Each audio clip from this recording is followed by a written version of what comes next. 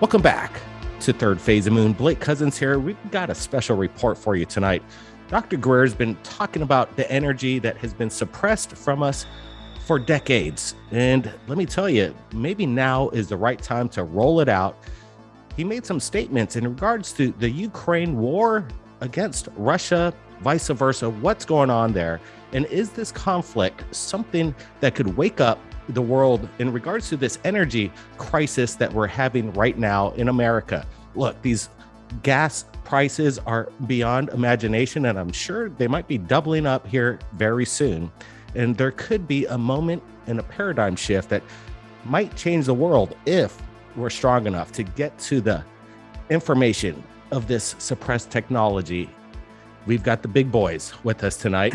We've got Michael Schratt, who's on top of all kinds of historical evidence and the reports behind it from the eyewitness, showcasing this technology. It's been around for a long, long time, including, you know him, everybody says he's the best looking guy in ufology. It's Jim Goodall, and he's the aviation expert, and he's got a lot of friends in the industry right yes, there at the top of all technologies, including one of the biggest guys with a mouth on Third Phase of Moon and across the internet.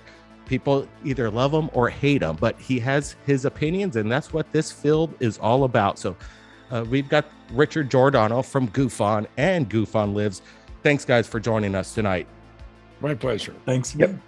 Good to be here. Well, you know, let's get it started right off. And it's going to be an exciting night. We're going to go over a lot of discussions and things that Dr. Greer said. So let's just roll it. Greer has some statements in regards to the Ukraine war and their plight against Russia. Watch this. They're talking about oil and gas. Now we have a situation where Western Europe is completely hostage and dependent on Russian oil and gas. We have a situation where the catastrophe in Venezuela has been empowered by that oil wealth. Nigeria. Greg Easterbrook, years ago in the New Republic, wrote an article about oil being the black curse, referring to the fact that these petrostates, where there's a great deal of oil wealth, end up being corrupt kleptocracies, where oligarchs and leaders take the wealth of the nation. It doesn't really benefit the man on the street, but it empowers military juntas, militarism, et cetera, and so on. Similarly, the countries that don't have enough oil then become very dependent and will have to capitulate to tyranny or to the reality of the fact that they have to keep the lights on and their houses heated and their factories running. And unfortunately, this is not possible unless we bring out the underlying covert, viciously sequestered, secret UFO technologies. We're going to talk about this for the next hour. Now, what's happening right now was predictable, avoidable. And my frustration, you're hearing it in my voice, is that in the briefings I did all the way back when I met with the science advisors to the presidents, including Vice President Al Gore's science advisor, Dr. Kohlenberg, and begged them to declassify and get to the bottom of these technologies, even if it was dangerous to do so, even if they were threatened, and they were. Because if we do not get off these oil, gas, coal, and public utility systems, that not only is damaging the environment, and 5 million people a year die just from the particulate matter, from lung disease and heart disease. People don't know this. Forget about global warming. People are dying by the millions just from the junk in the air. Go look this statistic up. Powerful statements by Dr. Greer himself. You could hear it in his voice. He's fed up with the suppression of the technology. Does it exist? Apparently it has for over a century now. And Michael Schratt's gone to the history finding out the truth.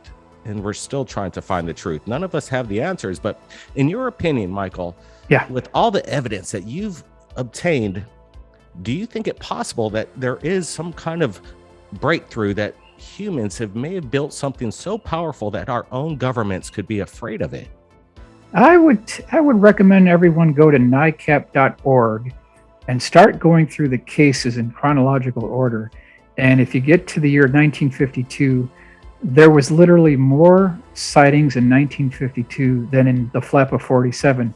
And when you start drilling down to some of those cases, you can start hearing about dish-shaped craft that were seen at close range that had no visible means of propulsion, no ailerons, no rudder, no propeller, no rocket engines. And we're talking about close-up sightings here. So just by the historical archives alone, it definitely appears that a breakthrough has been made. That's consistent with what Dr. Greer talked about as well. You know, it is very ironic because there is this kind of verbiage going around that it's a threat. We don't know what it is. It could be extraterrestrial in nature, but in our investigation for many years now, that it could be possible that there is some kind of breakthrough, like Michael Schratt just said. What do you make of this, Jim, and the possibilities that there is technology that could change the world overnight? We don't have to rely on fossil fuels and oil, that maybe a private corporation has busted it wide open. My favorite aerospace company that I just did a book on, 75 years of it, it will be remained nameless. They have a project they're working on today that they publicly acknowledge, and the Skunk Works is the one that's working on it. It is their compact fusion reactor, and the goal is what they. When I wrote it up on the chapter on the compact fusion reactor, they were on version 5, and it was getting to the point where they were able to predict that by the time they hit rev level 8 or thereabouts, and that wasn't very many years away, that they would have a power source that's non-radioactive but uses depleted uranium as a source. This unit would fit into a 40-foot container box, so it can be airlifted anywhere in the world. It requires no maintenance. You can run it for 20 years without having to refuel it, and it's set up to power a city or a town of 100,000 homes. Now we're talking about megawatts or gigawatts. That's a lot of power.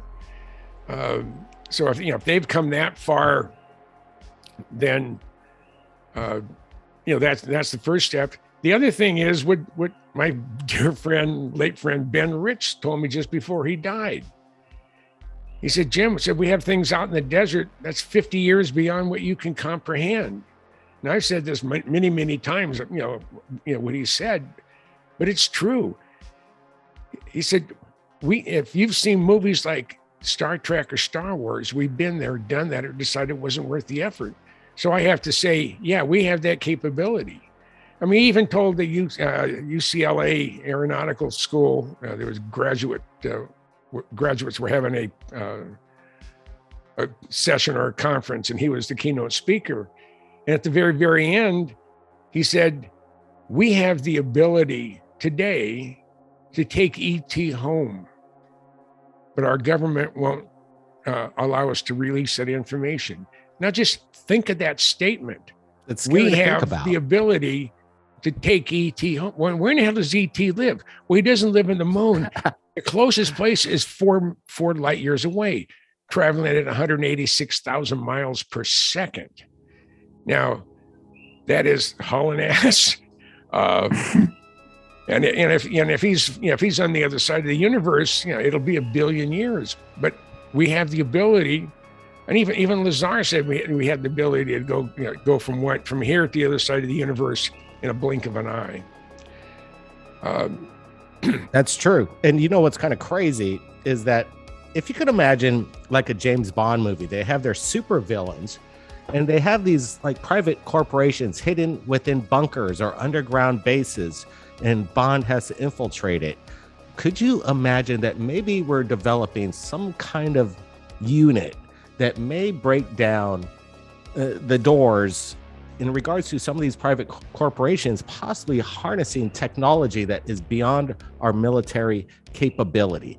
Could this be the whole thing that what's going on in ufology right now in the major media's narrative on this possible UFO threat? We don't know what they are, but in fact that they might be covering up for something much, much bigger, that there could be some kind of rogue private corporation that has and harnessed something that seems to be otherworldly. What's your thoughts on that, Rich? It's very possible, and that's what we're hearing from other people in the community, that they are worried.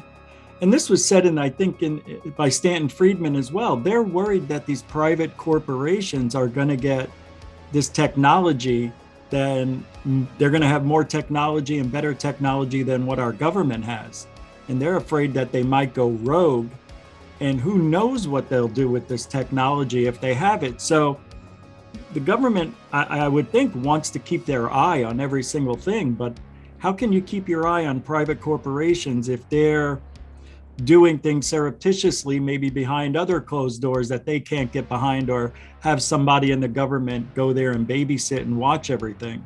So I think that's the problem, is we don't know what kind of technology that's really being built or created from either reverse engineered craft or just out of plain thought. So if that's the case, that's a scary scenario. You know, you never know if a private corporation would want to take over America or another country or start another country. I mean, I don't know. I mean, sky's the limit with that technology if it's true. Yeah. It could be like in the movie Contact, where that multi-billionaire or trillionaire is, you know, he's up in space now, but he developed both transports to take Jodie Foster's character to wherever it was supposed to be going. True. You know, yeah, this kind of science fiction could become science fact. And it seems that from what we've heard and what Greer says, and he's very specific about it, that there is technology that has been around for decades now that resemble exactly what this Tic Tac thing is doing. It's ours, he states. And let's get to another clip from Dr. Greer in regards to his statements on the oil, the Ukrainian thing, and how it could be inverted into a way that could be, you know, fixed overnight. Listen up to this. The geopolitical reality of the world, the militarism in the world, the centralized power of a number of states has to do with the energy and the commodities and the petrodollar system, et cetera, and so forth. So these great power conflicts, which all nations have engaged in through human history, are greatly exacerbated by what Mr. Easterbrook called the black curse: oil and gas, and with it coal, and all the conventional energy systems, which for 100 years, since the time of Nikola Tesla, we have not needed. Now, as far as the extraterrestrial question, I remember back in the 1990s being asked by a woman who was from Japan, when I was giving a presentation, and said, why didn't the ET stop those two bombs from incinerating hundreds of thousands of people in Hiroshima and Nagasaki? I said, well, they were certainly aware we were doing this. But if they were to intervene, A, humanity would learn no lessons. B, we would be portraying them as invaders. This is a huge problem. If you look at the cosmic hoax, which we released about 9 months ago, we articulate the reason why there's been a 70-year strategic defense plan to demonize the ET and UFO presence, because that's ultimately the last card, quote unquote, that Werner von Braun, who invented the rocket for Adolf Hitler in World War II, warned us about, that they would try to concoct an alien threat. Now imagine if there was a force from another star system that came in and intervened on one side or another in this kind of squabble. It's a lose-lose situation, unfortunately. And the worst would be the future of humans and extraterrestrials being together peacefully, because it would immediately be taken by these spin artists. Like we've seen in the last 3 or 4 years since Unacknowledged came out, there's been one lackey working on behalf of the intelligence community after another on 60 Minutes, CNN, all over the world, talking about the threat to the national security by UFOs. It's been a constant drumbeat. Now, imagine in this milieu, in this environment, there's an ET overt intervention, or even covert. And suddenly, you have a situation where people will then be, through the mass media that's controlled by the intelligence community, would pivot to, oh my God, not only do we have this conflict going on in an area the size of Texas, Ukraine, now we're being invaded by aliens. And it would be taken and spun in that direction faster than the speed of light. I know it. Everyone in the intelligence community I've met with knows it. So if we have figured this out, and people I've dealt with on the Senate Intelligence Committee that we've had conversations, if we have figured this out, they have. These interstellar civilizations have. And so they're waiting for humans to become civilized. And civilized means we don't address our grievances by bombing the hell out of each other or killing each other. We can discuss it, we can do whatever. Now, once you get to a situation like this, where you have a relatively poorly armed country like Ukraine being invaded by a superpower.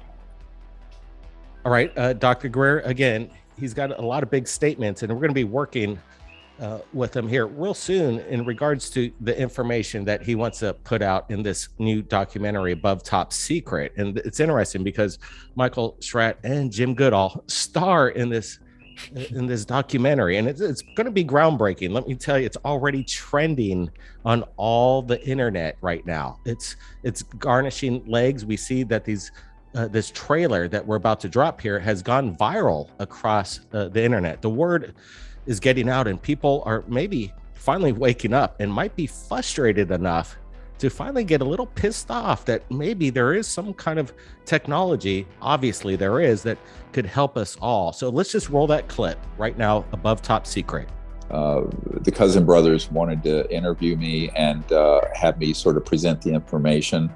Michael Schratt's in it. Jim Goodall, who's a very famous aerospace illustrator, is in it. There's he was at the 20th anniversary of our disclosure project. And it's good. Its focus is really on these technologies and the existence of them and the covert programs. I think it's very timely, but we need to connect it. And we can actually take a pause if you want to see the trailer. If the crash retrievals are true, then all bets are off.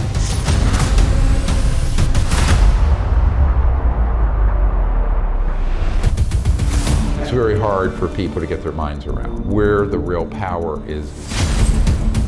And it's not at 1600 Pennsylvania Avenue. The reality is something much more stark. They've been working on this for 60, 70, perhaps 80 years. The reason why the government is talking about these UFOs now, they're getting ready for the next level of war. Are these objects a national security concern? They're proffering a narrative of a national security threat that doesn't exist. I call them alien reproduction vehicles. They're made by private corporations somewhere on this planet. Technology from Roswell from 1947 has largely been held back from us. Portal technology, teleportation, whatever you can imagine, it's already been done. The biggest secrets are not the zero-point energy and electrogravitics. It's the science of consciousness. All their communication systems are moving through the consciousness field and are thought actuated. The people at the CIA call it WSFM, weird science and frickin' magic. The transdimensional interstellar technology will benefit humanity. There has been tremendous disinformation. The media is keeping secrets with the government. These are lethal, vicious people. And I'm focused on exposing the extraordinary technologies that they want to keep secret. No aspect of life on Earth will be unaffected by it. Look at all of that and look at it. I know because there's a lot of jargon and a lot of physics and a lot of evidence. Just look at all of it as an alternative energy and propulsion system to replace everything that's destroying the world, everything that's caused these geopolitical imbalances with oil and petrostates. Look at it as a huge collection of solutions that have been sitting around for 100 years on black shelves in covert programs that need to be liberated. They need to be brought out and brought to bear to benefit humanity, but only to be used for peaceful purposes. I always warn the people, every technology is a double-edged sword. You can use it for good or for harm. You can take a knife and put butter on your bread, or you can slit someone's throat. I've unfortunately have seen both. So no matter how primitive the technology or how advanced, what is critical is the consciousness that wields it, the wisdom that behind its use. So there you go. Michael Schratt leads the trailer right off the beginning. He says, if we can't bust those doors down and get to this, it's basically game over. Do you think it is possible, Michael, that there could be some kind of surge of interest in this, and the people that are frustrated with the fossil fuels and the oil, that we could diverge into something historic that's better for mankind? Do you think, is it possible that we could infiltrate some of these private corporations if they're becoming too big for themselves with this technology? You mentioned the fossil fuel and oil. I think it's a good point, because Dr. Greer kind of has this ongoing project, and it's called The Lost Century, where he's going to delve into these programs. And what we can say for sure, though, is if you want to understand the propulsion systems associated with these vehicles, the Tic Tacs, the UFOs, the flying saucers, the dish-shaped craft that have been seen for 60, 70 years, the number one thing to remember is to throw out Newtonian physics. That's the first thing to remember, because they don't operate using liquid rockets and jets. So we have to completely expunge that from our way of thinking and use this other type of physics. That's how these things are flying. And so if that's true, which it is, that pretty much wipes out coal fire plants.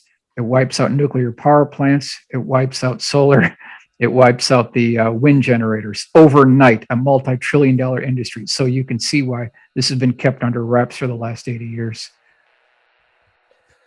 And it's a fight. It seems that Greer's a little frustrated. We're going to see that in the documentary too. When we met him in Virginia, he's kind of frustrated on how this has kind of been rolling out, and the kind of these major players that have kind of changed ufology altogether. They kind of want to throw it away and dump everything from the historical files only leading up from 2004 and up. They think ufology and the history behind it should be thrown away. What's your thoughts on that, Jim? Do you think is it proper language that people mention this kind of stuff and to throw it all away? It's always irritated the hell out of me when these so-called do-gooders, well, we just want to clean things up. We just want to make things easier. So they throw away all the supporting documents and photographs. Now, what good does that do? I mean, there's a head of the PM Air and Space Museum down here a number of years ago said, well, we don't want all this old World War II stuff. And he had like 3 or 4 shipping containers filled with radios and nav gear and instruments. So he had it all scrapped. I mean, people like that, I just want to reach out and strangle them. As a historian, I want to strangle them, because that's the last thing you want to do. You want to. That's right. I do what I do to preserve history. Michael does what he does to explain history. So you can understand. Gee, what the hell was this all about? And and then you have the Cousin Brothers and all the other people out there that are that are trying to get a message across to a whole bunch of people that I don't know. I'm. It's frustrating. It is. It is really. I mean, I'm trying to come up with the words when I'm talking about these people who they're cutting their nose off to spite their face. And one of the things that we're running into now, of course, with this alleged oil crisis, it's not an oil crisis. They're trying. I think it's a worldwide conspiracy to raise the price of fuel so high that will force everybody to go electric. And we don't have the infrastructure. We don't have the power generation infrastructure or the distribution system in this country to support. In my neighbor, I live in a new development. You've seen it, both. Michael has, and of course the Cousin Brothers burn a few brain cells here. In a community like ours, based on the needs of a Tesla or whatever, you couldn't put very many garages filled with battery powered cars before you start either causing blackouts and brownouts. I mean, the state of California has passed a law saying that by 2035 they will not allow gas-powered vehicles to be sold in the state of California. Oh, that's great. So you want electric. And what was the statement they just made, not more than, I think last week? We don't want you to plug in your electric cars right now because there's a lot of stress in the grid. And then we have summer when we have the winds and everything else where you're going to go dark for a day, 2 days. And if everything's powered by electric, you're a fool. You don't put all your eggs in one basket, but that's apparently what they want us to do. Yeah, it seems like it's planned, right? That they want to take an advantage of a bad situation. That's kind of like the template.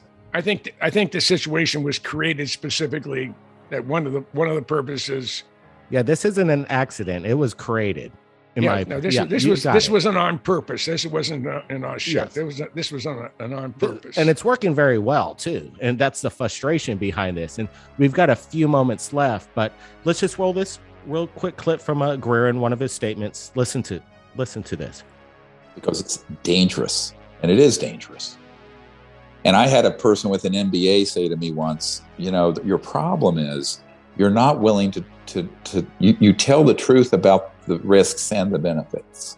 I said, well, I'm a doctor. You always disclose what the benefits and the risks are, or you're unethical, if not assaulting a patient. And he says, yes, but that's not how business works.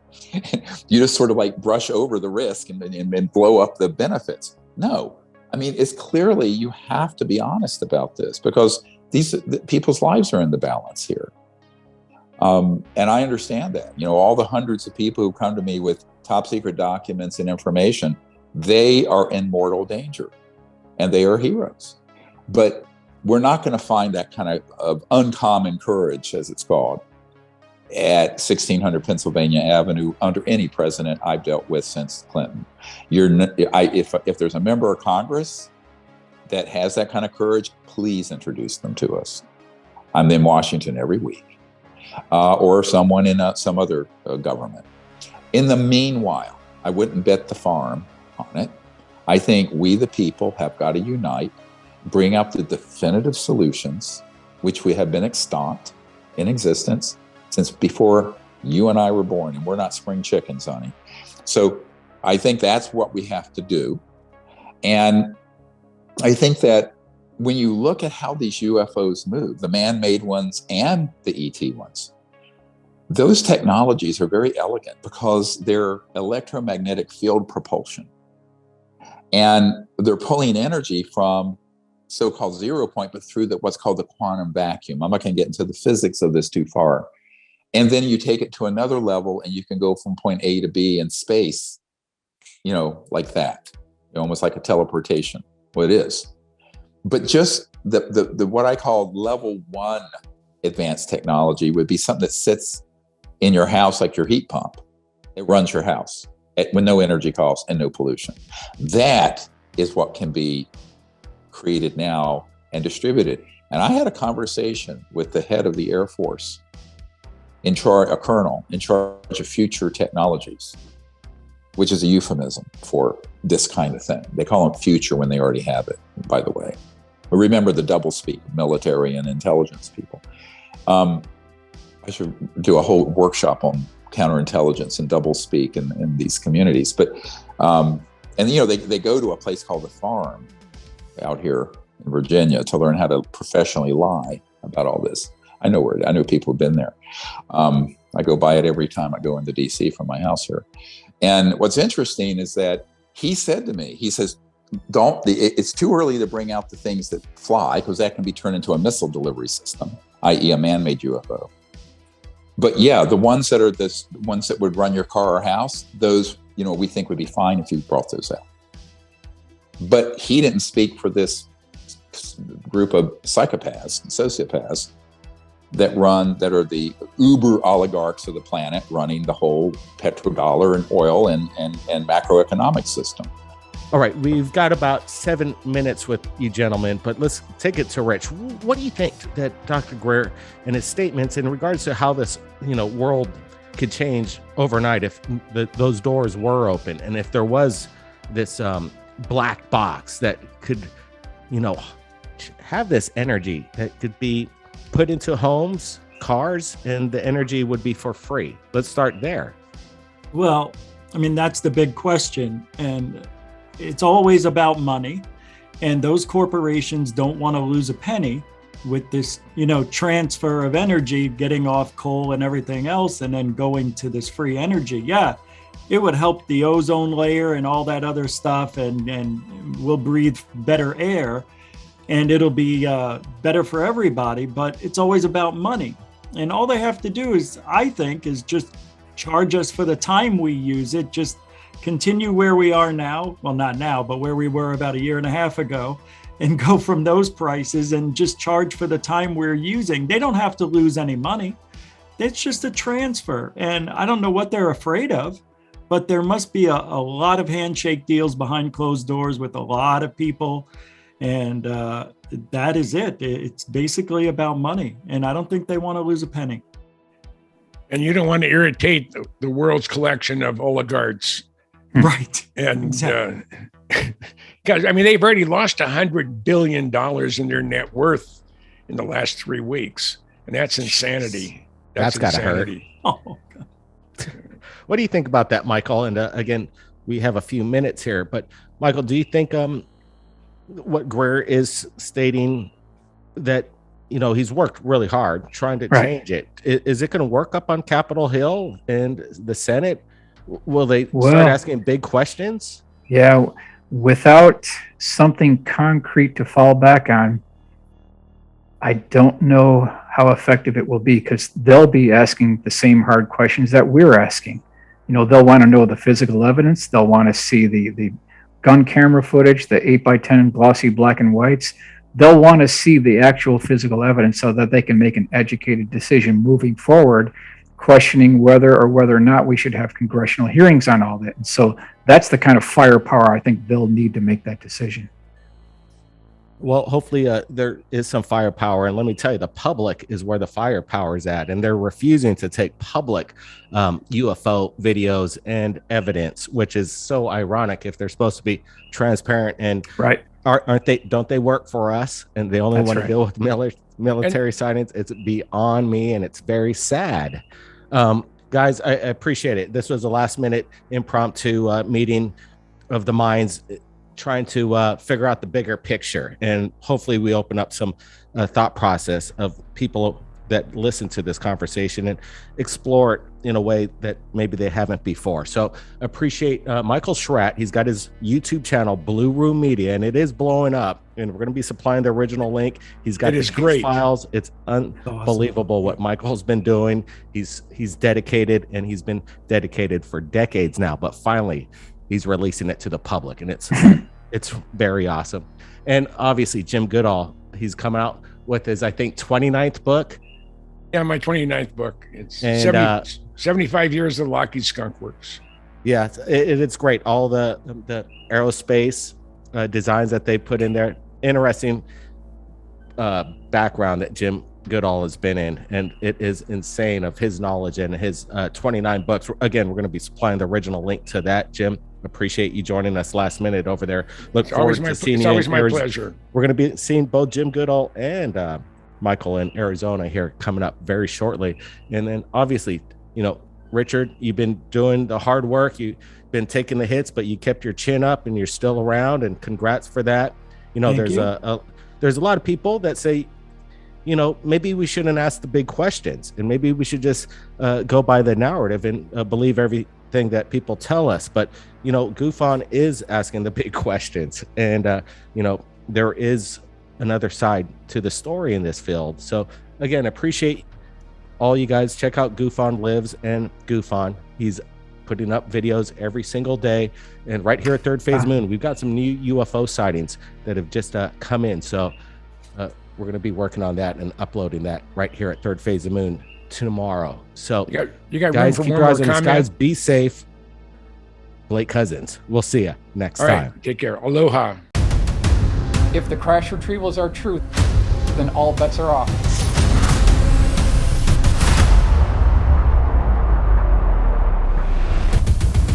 It's very hard for people to get their minds around where the real power is. And it's not at 1600 Pennsylvania Avenue. The reality is something much more stark. They've been working on this for 60, 70, perhaps 80 years. The reason why the government is talking about these UFOs now, they're getting ready for the next level of war. Are these objects a national security concern? They're proffering a narrative of a national security threat that doesn't exist. I call them alien reproduction vehicles. They're made by private corporations somewhere on this planet. Technology from Roswell from 1947 has largely been held back from us. Portal technology, teleportation, whatever you can imagine, it's already been done. The biggest secrets are not the zero-point energy and electrogravitics. It's the science of consciousness.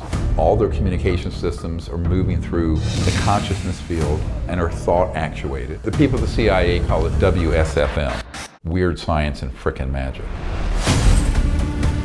The transdimensional interstellar technology will benefit humanity. There has been tremendous disinformation. The media is keeping secrets with the government. These are lethal, vicious people. And I'm focused on exposing the extraordinary technologies that they would want to keep secret.